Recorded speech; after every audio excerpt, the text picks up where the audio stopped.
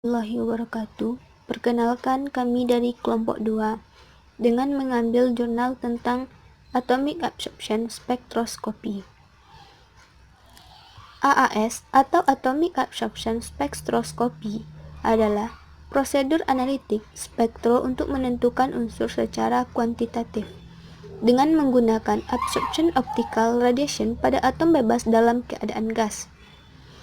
AAS ini dapat digunakan untuk menentukan lebih dari 70 elemen yang berbeda. Elemen yang dapat dideteksi oleh AAS ini ada pada tabel periodik yang berwarna pink. Prinsip dasar dari AAS. AAS merupakan metode analisis yang berdasarkan pada proses penyerapan energi radiasi oleh atom-atom yang berada pada tingkat energi dasar. Prinsip kerja dari alat AAS ini adalah sampel yang dibuat dalam bentuk larutan dan dikabutkan, lalu disemburkan ke bagian burner, kemudian mengalami deatomisasi. Selanjutnya direaksikan dengan sumber energi radiasi, maka atom pada keadaan dasar membutuhkan energi yang besar, dan untuk mendapatkannya, atom tersebut menyerap energi dari sumber cahaya yang ada pada alat AAS. Penyerapan tersebut dapat menyebabkan tereksistasinya elektron dalam kulit atom ke tingkat energi yang lebih tinggi. Keadaan ini bersifat labil sehingga elektron akan kembali ke tingkat energi dasar dan mengeluarkan energi yang berbentuk radiasi. Atom bebas akan berinteraksi dengan berbagai bentuk energi. Interaksi pada atom bebas akan menghasilkan absorpsi dan emisi, serta radiasi dan panas. Radiasi yang dipancarkan ini bersifat khas karena mempunyai panjang gelombang berbeda untuk setiap atom. Aplikasi Atomic Absorption Spectroscopy ini yaitu mengukur ketidakmurnian pada paduan logam dan proses reagen. Untuk water analysis, analisis atau sampling udara, analisis padatan dari biji mineral. Saya akan coba menjelaskan tentang alat Atomic Absorption Spectrophotometer atau alat AAS. Bentuk dari alat AAS seperti dapat dilihat pada gambar berikut, yang mana bagi-bagiannya adalah ini merupakan pipa kapiler untuk menghisap sampel yang kemudian dibawa ke ruang atomisasi atau ruang pengkabutan menuju burner, dan ini merupakan sumber sinar cahaya yaitu lampu halo katoda yang ditembakkan.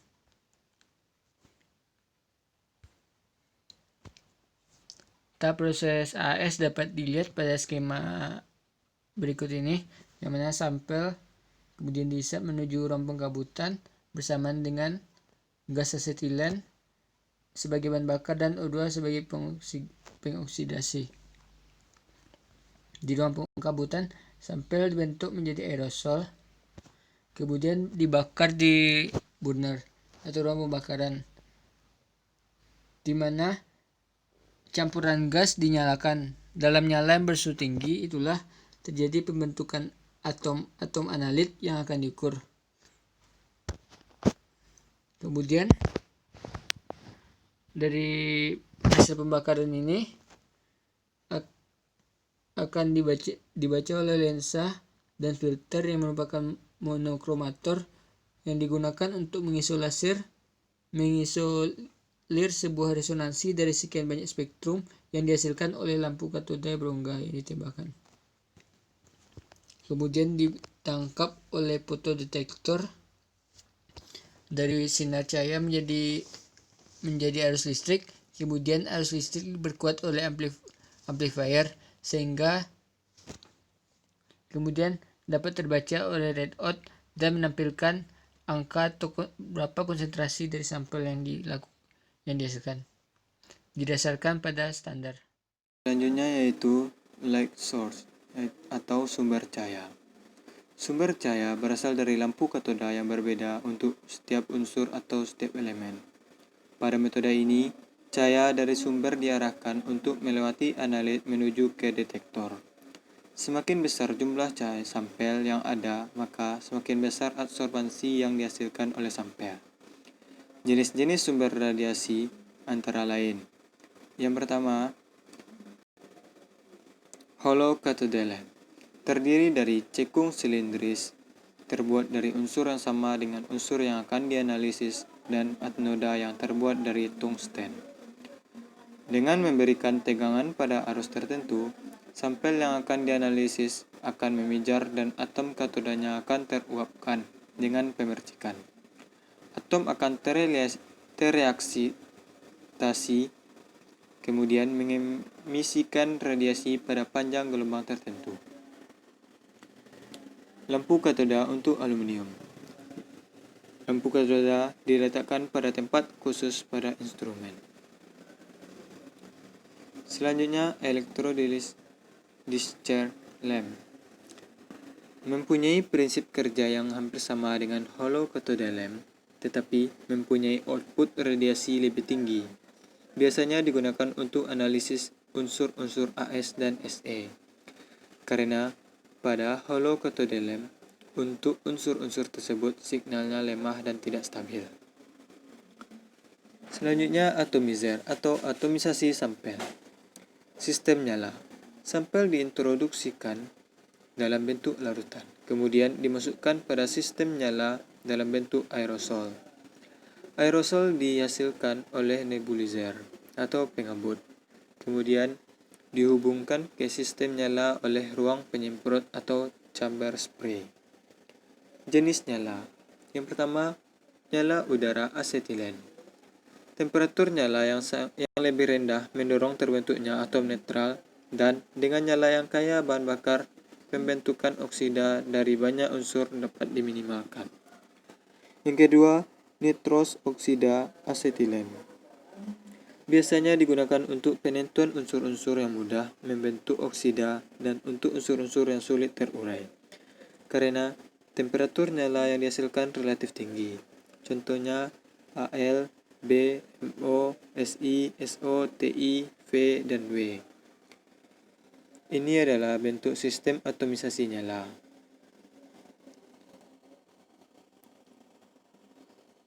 Selanjutnya, sistem tanpa nyala atau elektrothermal atomizer. Memakai tungku grafit. Tungku grafit dipanaskan dengan listrik atau electrical thermal. Suhu dari tungku dapat diatur, sehingga pemanasan larutan dilakukan secara bertahap. Prosesnya yaitu drying, pyrolysis, atomization, dan cleaning. Specialized atomization techniques. Yang pertama terbagi tiga, yaitu glow discharge atomization, hydrate atomization, cool vapor atomization. Selanjutnya, monokromator merupakan alat yang berfungsi untuk memisahkan radiasi yang tidak diperlukan dari spektrum radiasi lain yang dihasilkan oleh halo, di mana hollow cathode lamp, lalu lanjut ke atomized sampel, lalu masuk ke monokromator, lalu ke detektor. Selanjutnya, detektor. Detektor merupakan alat yang mengubah energi cahaya menjadi energi listrik yang berhubungan dengan daya radiasi, kemudian diserap oleh permukaan yang peka. Intensitas cahaya yang melewati nyala api secara garis analitikal ditangkap oleh detektor menggunakan fotomultiplier, kemudian diidentifikasi sesuai panjang gelombangnya. Sinyal dari detektor ditransfer ke komputer sehingga pengukuran terhadap sampel dapat dibaca pada layar monitor sebagai data. Selanjutnya, sistem pengolah. Sistem pengolahan berfungsi untuk mengubah kuat arus dari detektor menjadi besaran daya serap atom transmisi, kemudian diubah menjadi data pada sistem pembacaan. Sistem pembacaan merupakan bagian yang menampilkan suatu angka atau gambar yang dapat dibaca oleh mata. Ini adalah tampilan layar pada monitor yang terdapat angka atau gambar. Selanjutnya, tabung gas asetilen atau gas N2O. Lalu, kompresor merupakan alat yang terpisah dengan unit utama karena berfungsi untuk mensuplai udara yang akan digunakan pada saat pembakaran atom. Yang selanjutnya, burner merupakan bagian terpenting pada unit utama yang berfungsi sebagai tempat pencampuran gas, asetilen, dan aquabides agar tercampur merata dan terbakar. Yang sebelumnya, saya akan menjelaskan sampel dan teknik preparasi. Sampel 1. Bentuknya berupa padatan, larutan, dan gas atau merkuri.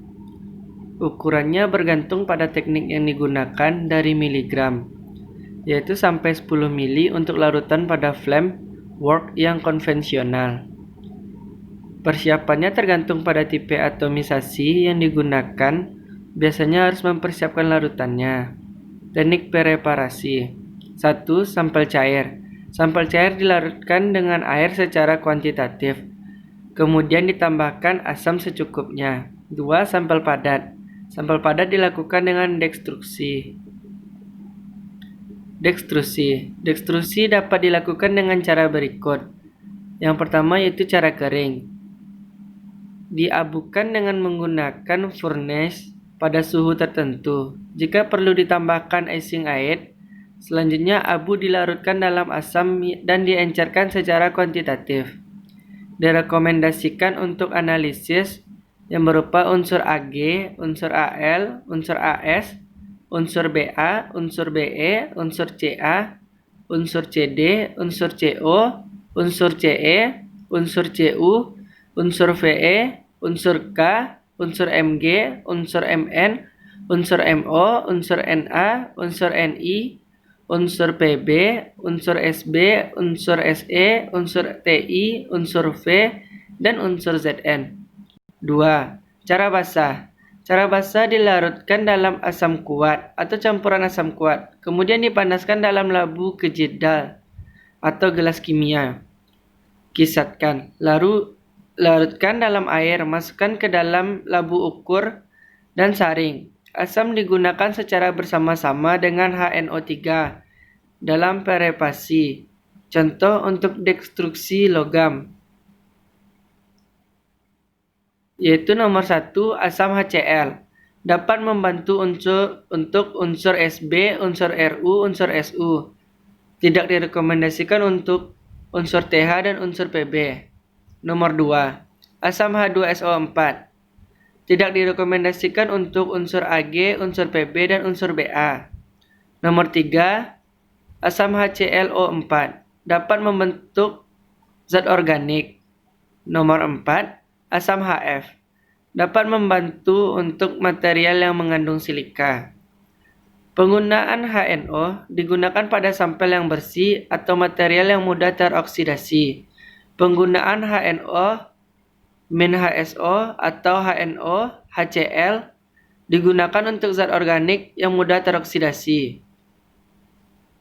Penggunaan HNO HClO atau HNO HF diperlukan pada sampel yang mengandung zat organik yang sulit teroksidasi atau mineral yang mengandung silikat.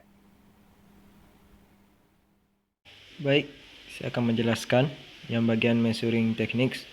Metode kurva kalibrasi dibuat dari larutan standar dengan berbagai konsentrasi dan absorbansi dari larutan tersebut, kemudian diukur dengan AAS.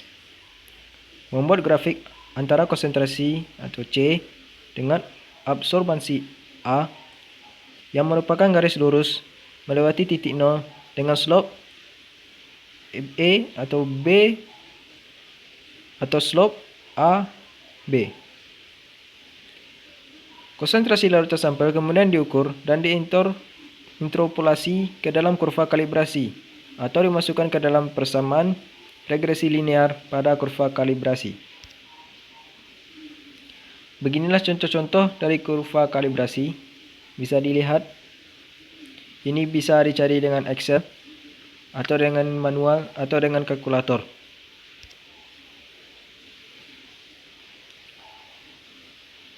Metode standar tunggal. Metode ini sangat praktis karena hanya menggunakan satu larutan standar yang telah diketahui konsentrasinya atau C standar. absorbansi larutan standar atau A standar, dan absorbansi larutan sampel atau A sampel diukur dengan spektrofotometri. Dengan hukum Lambert-Beer